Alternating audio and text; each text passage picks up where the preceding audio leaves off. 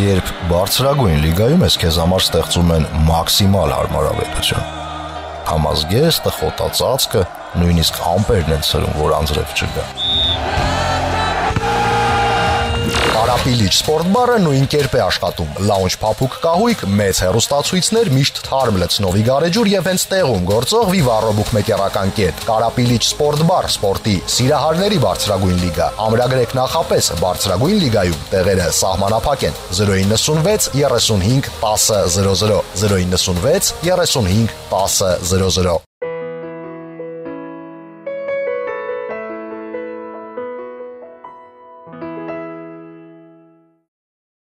Ողջույն հարգելի ռադիո լսողներ եւ ռադիո դիտողներ, FM 106 եւ կես հաճախությամբ իր աշխատանքն է սկսում Կուի պրոտեստ կամում է ձեռնտու հաղորդաշարը։ Տաղավարում աշխատում են Հայկու Հիմինասյանը եւ հաղորդաշարի հեղինակ Մանկավարժական համալսարանի քաղաքագիտության եւ իրավունքի պատմության ամբիոնի վարիչ, քաղաքական գիտությունների դոկտոր պրոֆեսոր Լևոն Շիրինյանը։ Ողջույն, պարոն Շիրինյան։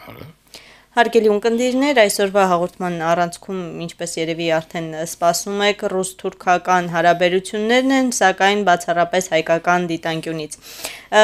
Մինչև բուն թեմային անցնելը մեր այսօրվա իրադարձությունները քննարկելը, մի փոքր ցանկանում ենք պատմական ակնարկ անել։ Բանը նրանում է, որ շատերը այսօր կոչով են հանդես գալիս, որ ռուսները միշտ էլ հայերին օգտագործել են իրենց նպատակների համար, այնուհետև որևէ բանի հայերը չեն հասել։ Որպես վկայություն բերենք 3 ռուս-թուրքական պատերազմները 1806-1812 թվականներին, այստեղ ռուսները համառոտ ասեմ, գրավեցին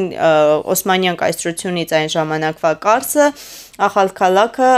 Ախալցխան, այնուհետև 1811 թվականին Բուխարեստի պայմանագրով հետ վերադարձրեցին հողերը։ Նշենք, որ այստեղ, ես այստեղ հայոց պատմության նաև դասակիրք եմ բերել, բայց ժամանակը չի հերիքի, բազմաթիվ նկարագրվում է, թե ինչպես էին հայերը իրենց ոսկիները վաճառում, քանի գունդ էին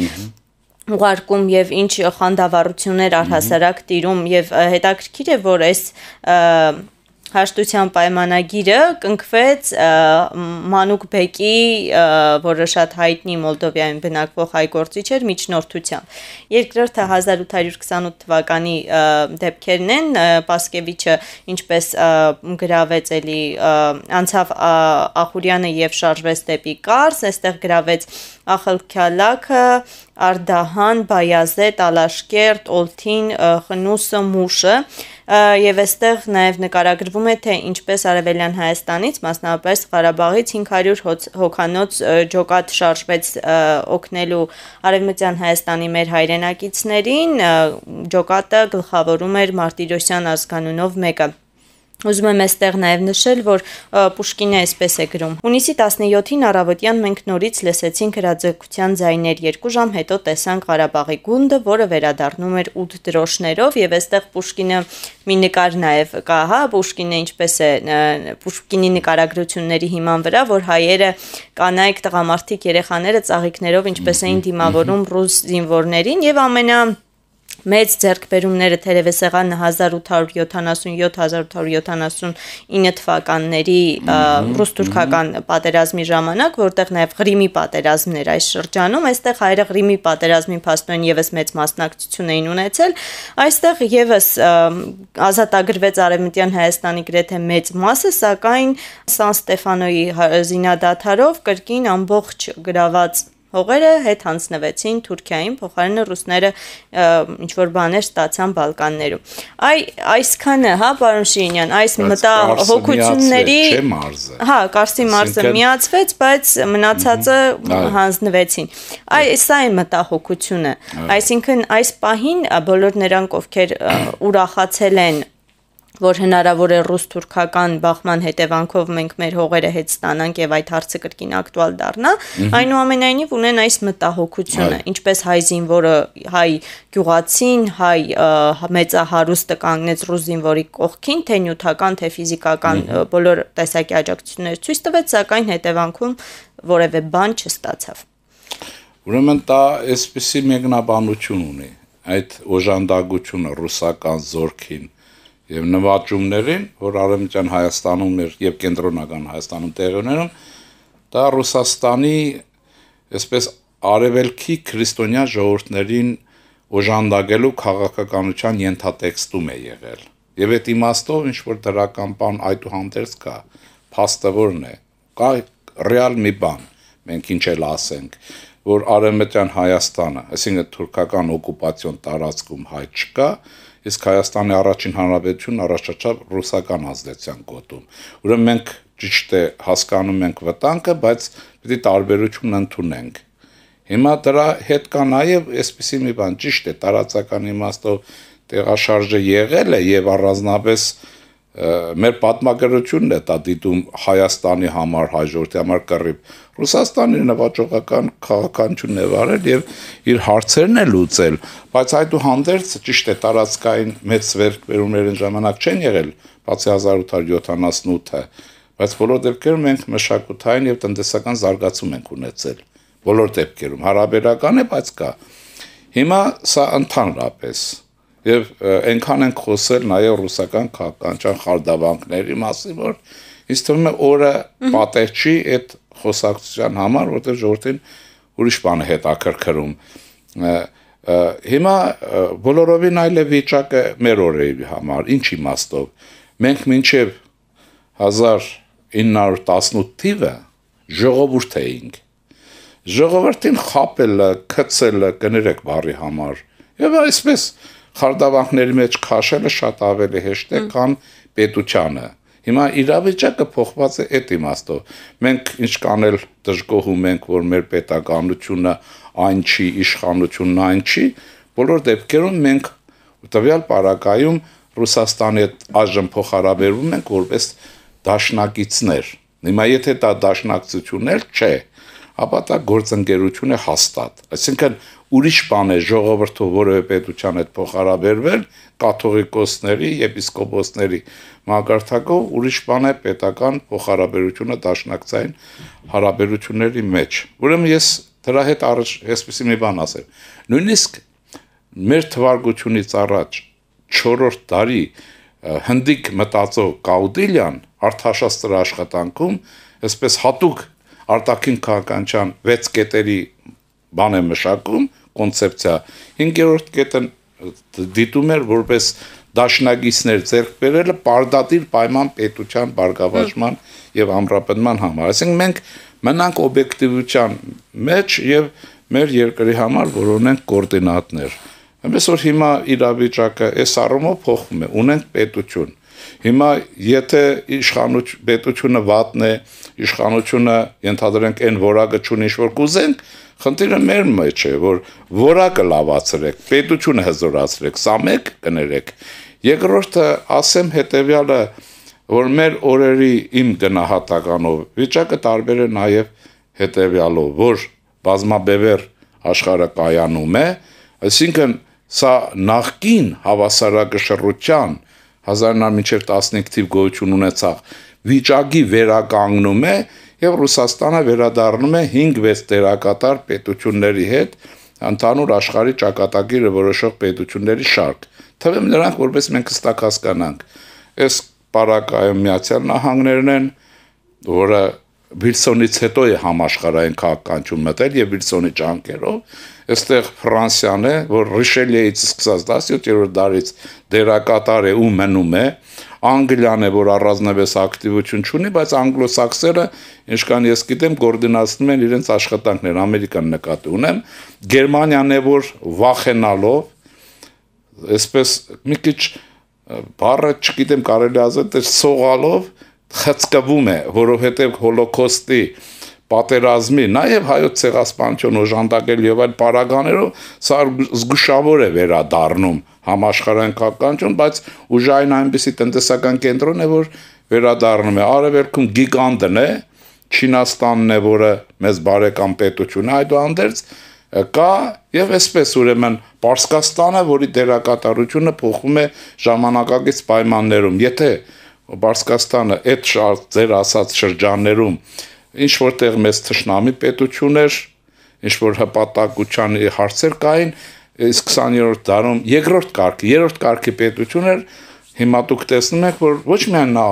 երկրորդ կարգի պետություն չի, տարածաշրջանային իմաստով առաջի կարգի պետություն է դառնում եւ թուրքական ազդեցությունը հավասարակշռում է։ Հիմա այստեղ է հարցը։ Այսինքն իրավիճակը համաշխարհային քաղաքականության մեջ փոխվում է, քանի որ փոխվում է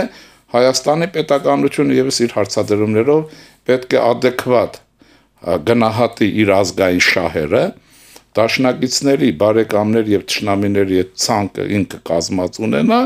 եւ աշխատի կոմպլեմենտար քաղաքականության։ Պարոն Շինյան, մի հարց եմ ուզում տալ, դուք նշեցիք, որ վիճակը այլ էր 1800-ական թվականներին, մենք պետություն չէինք, սակայն ժողովուրդ էինք, սակայն Ռուսաստանը եւ Թուրքիան ինչ որ չափով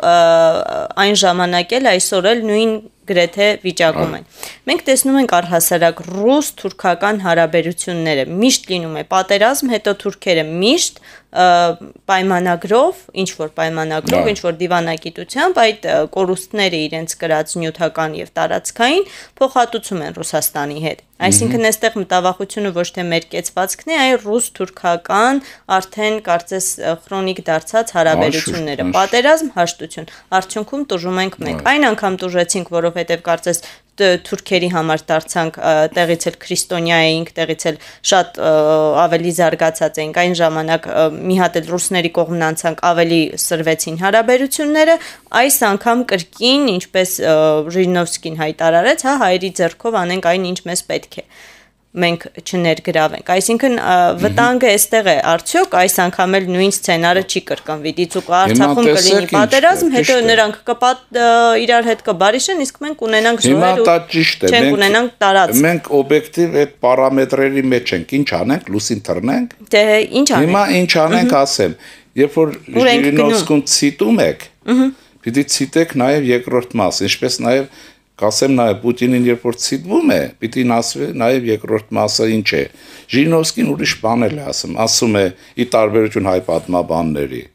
որ 18 թվականին Հայաստանը լավ էր իր պետության եւ իրավունքի տեր էր դառնում, բոլշևիկները դավեցին եւ բարեկամ դարձանք Թուրքիային եւ այլն։ Այսինքն այստեղ Ժիրինովսկին նաև մեր իրավունքների մասին է խոսում։ Եղավ եւ այն հնարավորության մասին, այսինքն նա գալիս է օբյեկտիվ գնահատականի տեսակետի վրա, մենք էլ կան։ Հիմա քանի որ մենք մեր հայրենիքից չէ, մեր տարածքից չենք ուզում թռչենք երկինք, ուրեմն մենք պետք է կարողանանք իրողության մեջ որոնանք մեր տեղը, որն է դա։ Ես ասում եմ իրավիճակը արմատապես փոխվել է, որն է դա։ Առաջ ժողովուրդ էինք, իսկ ժողովրդին խապել ուրեմն փոշիացնել դա ակնթարթի գործ է։ Հիմա մենք պետություն ենք եւ այդ պետությունը պետականություն պետք է ամրապնդենք, բայց տեսեք ինչպես անենք, որ մոտավորապես չսխալվենք Ռուսաստանի հետ հարցերում։ Մի բան հայկական կողմը պիտի գիտակցի ինքը։ Նախ արժանապատվություն, որը պակասը միշտ մենք զգացել ենք այս 20-25 տարիներին, նվիրում պետականության հզորացմանը, գիտություն, կրթություն, բազմաթիվ անգամներ ասել ենք։ Նաև հետևյալը, որ Ռուսաստանը ինքը խիստ այսօր կարիք ունի դաշնագիցների։ Նույնիսկ Ամերիկան դաշնագիծ ունի, դու պատկերացնում եք, գնում է Աֆղանստան կռվելու, ել ճարչունի վրացի է հետը տանում։ Վրացին ուր կռիվն ուր, հերոսությունն ուր, թատրոն խնդրեմ։ Հիմա ինքը դաշնակցի կարիք ունի, եթե դա այդպես է, հայկական կողմը պիտի աշխատի ինստիտուցիոնալ հարաբերությունները, եւ պատական չի, որ ձեզ մոտ չէ, ես առաջինն ասեցի, որ մի քիչ զուսպ եղեք, ձեր զգացմունքները, ձեր չհիմնավորված սերը, ձեր անհասկանալի բացատրությունները մի դերեք, մեջտեղ բերեք եւ Հայաստանի ռազմաքաղաքական ղեկավարությունը պետք է ազատություն ունենա այս հարաբերությունների մեջ, այսպես ասենք, լողալու, եթե դա հնարավոր է։ Հիմա ես ինչ եմ կարծում։ Ես կարծում եմ, որ ռուսները պիտի մի բան հասկանան, դաշնագիցների կարիք ունեն, Հայաստանն այդուհանդերձ կա եւ դա այս հարաբերության մեջ ռուսական, եթե բևեռը կա, դա ձևավորվում է, արդեն նրա մեջ է Սիրիան անդարձ կերպով, գոնե տեսանելի ապագայում նրա մեջ է արդեն տեղավորվում նաև Հայաստանի Հանրապետությունը Արցախի հետ միասին, որովհետև մենք ռուսները պիտի իմանան, առանց Արցախի բացառված է որևէ կերպ որևէ մեկի հետ հարաբերվենք։ Հիմա այս հարաբերության մեջ ինչ է պետք։ Մենք ինչքանով կարող ենք ուրեմն հարաբերվել, այս ճիշտ է կարողանանք էքսպերտային իմաստով հասկանանք, գործենք։ Առաջինը հետևյալը կա դրա մեջ։ Մենք պետք է աշխատենք Սալավյովի տիպի ռուս մտածողականության հետ, շատ կարևոր է։ ցույց տանք ռուս են Ժիրինովսկիների հետ միասին բոլշևիզմի դավադրությունը ռուսական, որը ոչ միայն Հայաստանն աճուրդի հանես, այլ նաև քանդեց ռուսական պետականությունը, որից հետո տեսնում եք խելքի չեն էլ գալիս կարծես թե։ Սա էս մի մասով։ Երկրորդ մասը ռուսական կողմը պիտի իմանա, որ մենք ի տարբերություն ժողովուրդ եղած ժամանակի ազգի, մենք մեր պետությունը հարգում ենք, նրան նվիրված ենք մինչև վերջ եւ այդ պետականության հետ նրանք պիտի ինստիտուցիոնալ հարաբերություն ունենան։ Մի բանով ասեմ այստեղ, որն է հարցը։ Եթե ռուսները կփորձեն գնալ ինստիտուցիոնալ փոխհարաբերության, ոչ ախպերություն, այդ ինչ որ մենք սովորենք, որից ես արգահատանք ունեմ, ժողովուրդներ, բաներ հարաբերվել, ինչ որ անում են, որից արդյունքը միշտ լինում է այն ինչ որ դուք եք հայ զորավարներ, հայ գործիչներ, ուրեմն սա պիտի դրվի պետության հետ փոխհարաբերվել, գործը պետք է գնա ռուսների կողմից, եթե իրադրությունը անշուշտ սրվի, որտեղ առայժմ այդ վիճակը չկա, 1921 թվականի մարտի 16-ի, ուրեմն ռուս-թուրքական բարեկամության եւ եղբայրության, բարեկամության եւ նրանից բխող օրենսդրական ակտերի դենոնսացիային։ Եթե ռուսները սրան չեն գնում, ուրեմն այստեղ, ինչպես ասում էր Շեքսպիրը, Դանեմարկում այնքան էլ հարցը այնպես չի։ Գումարած դրան, սա անպայման պիտի լինի։ Եվ պատմագրության ոչ թե շահարկմանը, այլ իրական պատկերի վերհանմանը ինչ որ եղել է։ Որովհետև առաջին հանրապետությունը ճիշտ է, անդանդի դաշնակիցն էր, բայց նա երբեք չփորձեց Ռուսաստանի թշնամի լինել, փորձեցին այդ հարաբերությունները գտնել, այդ մեր մեղքը որ չենք գտել, անիծյալ բոլշևիզմն է, եղավ, որը չընդունեց այդ բանը, հիմա արդյունք իրենք, իմիջիայլոց ասեմ, Կլեմանսոն Փարիզից ստանում են ինչ որ ինքը արժանի է, ռուսները ստանում են Լենինի ստեղծած գործից են արդյունքները, որ կա եղավ, այս հարցերը պիտի գնան այս հարաբերությունների մեջ։ Եթե գնան, մենք վստահաբար ուրեմն առաջ շարժվելու տեղ ունենք։ Խնդրեմ։ Որտեղ են երաշխիքները, դա եմ ուզում հասկանալ, որ Ռուսաստանը մեզ չի դավաճանելու։ Որտեղ են երաշխիքները։ Մեր ուղեղն է։ Մեր ուղեղը եւ Հայաստանի պետական շահերին նվիրվածություն ունենալը։ Ուրիշ չկա չափորոշի աշխարհում, բայց պայմանագրային հարաբերություններ կան, այո, ասա։ Քանի որ պատմությամբ եկանք, այսպես 1800-ականներից տեղափոխվեցինք 1900-ականներ եւ մենք տեսանք նաեւ ինչպես լուծվեց օրինակ Նախիջևանի հարցը։ Ճիշտ է։ Ինչպես Նախիջևանը տվեցին Ադրբեջանի վերահսկողության տակ, ինչպես Արցախը լղի մաս հատվածը տվեցին Ադրբեջանի։ Այն ժամանակ էլ արդեն ժողովուրդ չէինք, ինչ որ չափով պետություն էինք։ Թշնամի պետություններ էինք։ Հայաստանի Հանրապետությունը թշնամի չէր Ռուսաստանին բոլշևիկյան, բայց Ռուսաստանի Բրեստ-Լիտովսկի հաշտյան դաշնագրով, ուրեմն մարտի 3-ին 18 թվականի Հայաստանը ռուս-թուրքական այդ բաժնանման գերին էր դարել, այն ժամանակ նաև Ռուսաստանն ուներ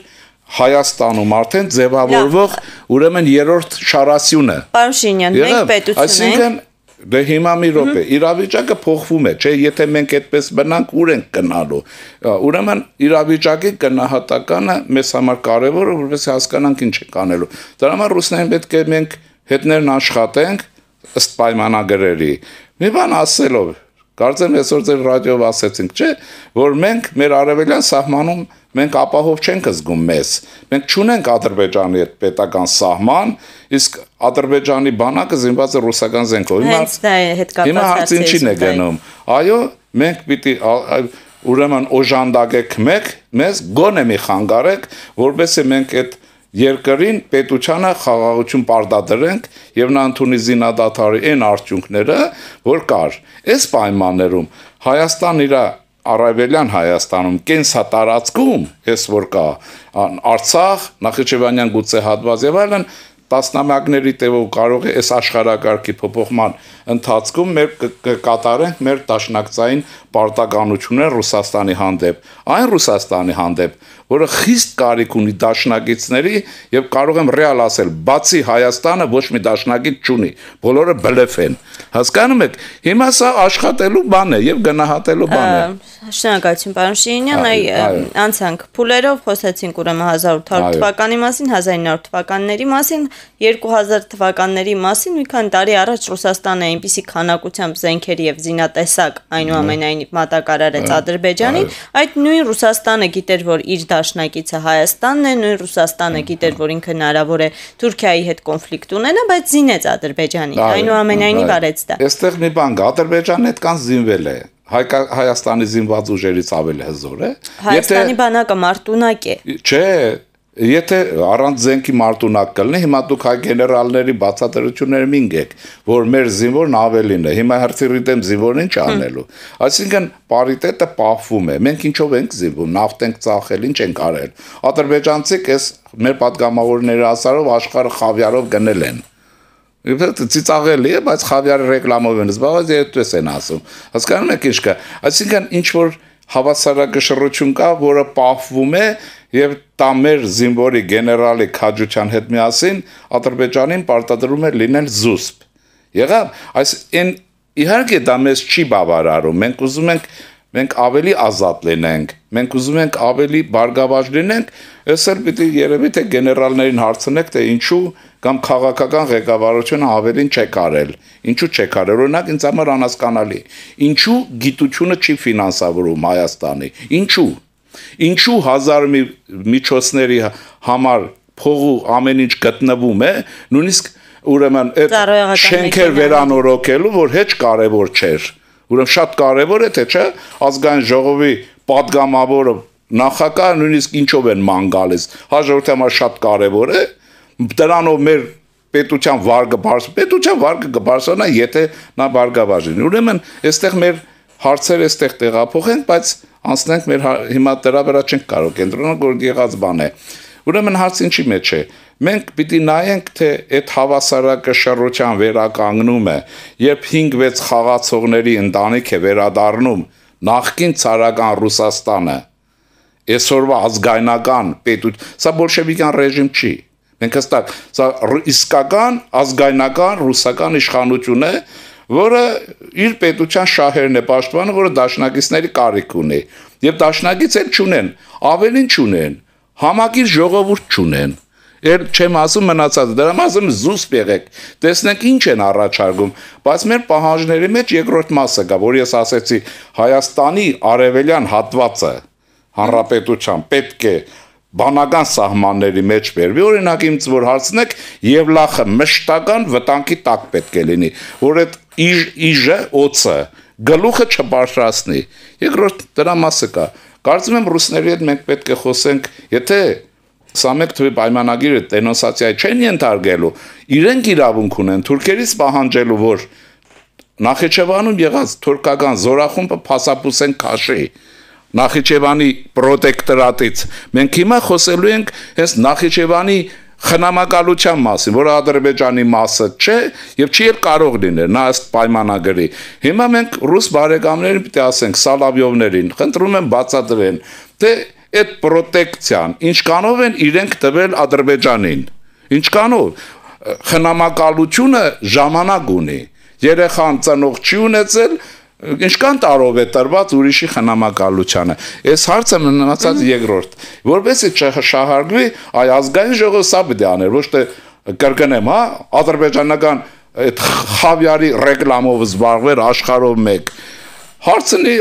իրենց պետական դումային։ Այդ ձեր բանաձևի մեջ, որը հրաշալի է։ Իհարկե իշքան կներեք բարի համար, թքեն Թուրքի երեսին այնքան ձեռնտու է, նույնիսկ շահարկման իմաստով, բայց Թուրքի երես շատ է պինդ։ Հիմա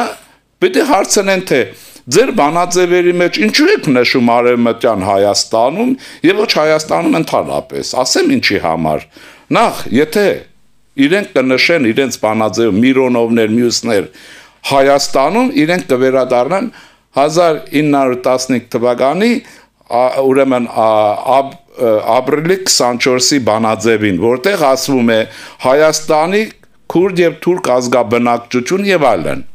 Այսինքն վերադառնան ռուսական պետականության գնահատականին, այնտեղ Արևմտյան Հայաստանի մասը խոսք չկա։ Երկրորդը, Արևելյան Հայաստանում եւս ցեղասպանություն է եղել, ինչպես կենտրոնական։ Վանանդը, կարծը կենտրոնական Հայաստանն է, որ նվիրվել է, չէ՞։ եւ ստորապար հայ բոլշևիկների օժանդակությամբ։ Սա ինքան պետք է ասենք, որ ելնեն եւ ներողություն ասեն բոլշևիկ կոչվածներ կամ դրանց ծերուններ Հայաստանի Հանրապետությանը։ Մնացածն էսպես է, իսկ Հայաստանում չի եղել, բայց Լենինի 20 թվականի ապրիլի 26 Քեմալի ուրեմն Լենինին գրած նամակի հիման վրա չի սպանդը կազմակերպվել հետո ուրեմն սա արևելյան Հայաստանն էլ ընդգրկում իր մեջ, որի մեջ է ընդգրկում նաև Արցախը։ Եթե այ բակամավորներ աշխատանք ինչ է պետք է լինի, կան մեզ համոզեն, որ գիտեք, իսկ անգլիացիք այնքան չտեսեն, որ մի կիլո ուրեմն այդ բանով ադրբեջանական խավիարով ծախում են Անգլիայի շահերը, հավատում եք դրան։ Ուրեմն կան եւ հիմա աշխատեն հետները, թե արևմտյան բառը հանեք, ցեղասպանությունը շարունակվել է Կովկասի թաթարները, որ նույն թուրքերն են, նրանց ձեռքով Սումգայիթ եւ այլն դրա շարունակությունն են եւ Արցախի վիճակը դրա արդյունքն է։ Հասկանում եք ոնց է։ Այս գործը պիտի անեն եւ ես օրինակ ասեմ, որ դժվար աշխատանք է, շատ դժվար կստացվի, բայց կարծում եմ, որ Սալավյովների կարգի ռուս մտավորականները առավել քան զինվորականները դա շատ լավ գիտեն, կհասկանան եւ այսպես ուրեմն մեր դաշնակցային հարաբերությունները կունենան այն բովանդակությունը, որից այժմ ձեր նկատած վտանգը կհեռանա, զգուշավորությունը։ Իսկ մինչև այդ նորից պետք է ես ասեմ հայ քաղաքացուն, զուսպ եղեք։ Բացի ձեր հին աստվածները ոչինչ մի խնգարկեք։ Եղավ, ուրեմն մնացածը պետությունը թող իր փոխհարաբերությունների մեջ կարգավորի են հարցեր, ինչ որ կան։ Վերջին հարցն եմ ուզում տալ, պարոն Շինյան, օրեր առաջ փաստորեն նաև թուրքական բարձրաստիճան պաշտոնյաները խոսեցին այն մասին, որ պետք է, եթե Ռուսաստանը այդ օրենքը ընդունի, հա, ցեղասպանության քրեականացման, ապա իրենք էլ Ադրբեջանին կօգնեն, որպեսզի միավորի իր պատմական հողերը իրեն, հա, ճակերտների մեջ պատմական հողերը, խոսքը մասնավորապես Արցախի մասին է։ Ստացվում է, կարելի է այսպես ասել, որ ռուս-թուրքական կոնֆլիկտը Սիրիայից տեղափոխվում է Հայաստան, մեր տարածաշրջան, մասնավորապես թուրքերը խոսում են Ղարաբաղի մասին, ռուսները խոսում են Արևմտյան Հայաստանի մասին։ Կա արդյոք նման կանխատեսում, որտեղ է բախումը լինելու, առճակատումը լինելու այս երկու ուժերը։ Ուրեմն դա բլեֆ է թուրքական, ինչպես որ իրենք կեղծ են ամեն ինչով, այդ ամեն ինչը նաև կեղծ է։ Հիմնական կոնֆլիկտը մերձավոր արևելքում է, սիրիական ճակատում է։ Ես ասել եմ ձեզ մոտ ինչի համար նեղուցներ, միջերգրական արևելյան ափ եւ Ռուսաստանի վերադարձ միջին արևել, բայց դա չի նշանակում, որ սա երկրորդական ճակատ կարող եք դիտել։ Ենթադրենք, դա դիտում ենք ստրատեգիայի ոլորտում, ոչ թե այս բարակայում իմ ասածը բա ինչ է ռուսների։ Դուք որպեսի ազատ լինեք Սիրիայում, վստահ լինեք, ուժեղացրեք Թուրքիայի արևելյան հատվածի ձեր բարեկամին, օգնեք։ Իսկ մենք Ադրբեջանին ծովը կլցնենք, վստահ եմ։ Մեր բանակը ադրբեջանցիներին գլխաքանակով կոտորի կգցի Կասպից ծով։ Իսկ թուրքերի գումարած թուրքերը չեն կարող միջամտել, բացառված է։ Չունեն այդ ուժը, որտեղ ռուսական միջուկային զենքի հանդեպ Էրդողանը ինչ էլ խոսի, նկատի ունեցեք, ՆԱՏՕ-ին ինչ էլ խոսեն, Օբաման ինչ էլ մտածի, նախ ես դրանք չեմ հաշվում մեր թշնամին։ Նրանք միշտ գիտեն, որ կատաղած արջին զինված միջուկային զենքով կատաղեցնել չի կարելի։ Հասկանում եք, այդ ինչ արեցին, այդ սանկցիա եւ անարդյունք տվեցին, սանկցիաներ բան կիրառեցին, որ Ուկրաինայով բավարարվի։ Պարզվում է, որ դրանով նրանք կատաղեցրին արջին, դուրս բերեցին մերձավոր միջին արևելք։ Ջախջախվեցի Ուկրաինան հաշվից դուրս եկավ, Ռուսաստանը այսօր Ղրիմով Սև ծովի դերակատար միակ պետությունն է, քանի որ նաև Սիրիայում է, ուրեմն մնացած դաշնակիցների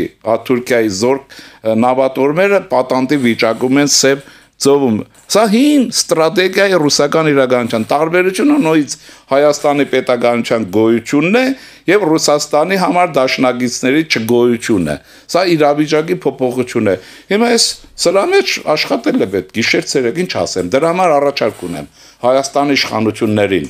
եւ հանրապետական կուսակցությանը եւ բոլոր ընդդիմադիրներին, բարեկամներ, ուժեղացրեք նախագահի ինստիտուտը։ Ուրիշ ոչ մի երկ մեզ համար գոյություն չունի։ Նախագահի ինստիտուտը պետք է ուժեղացվի։ Մնացածը ձեր անձնական հաշիվներն են, որը հաջորդի հաշիվների հետ առանձնապես կապել չունի։ Շնորհակալություն, պարոն Շիրինյան, հարգելի ունկնդիրներ, մինչև ձեզ հաջողություն մաղթելը հիշեցնենք մեր հաղորդման խորագիրը. Եղիր հայամետ, գործիր Հայաստանակենտրոն եւ Աստված կլինի քեզ հետ։ Եթերում կուի պրոտեստ կամում է ձեռնտու հաղորդաշարներ, կշարունակենք հետևել նորություններին, տաղավարում աշխատում էին Հայկուհի Մինասյանը եւ հաղորդաշարի հեղինակ Մանկավարժական համալսարանի քաղաքագիտության եւ իրավունքի պատմության ամբիոնի վարիչ քաղաքական գիտությունների դոկտոր պրոֆեսոր Լևոն Շիրինյանը։ Հաջողություն։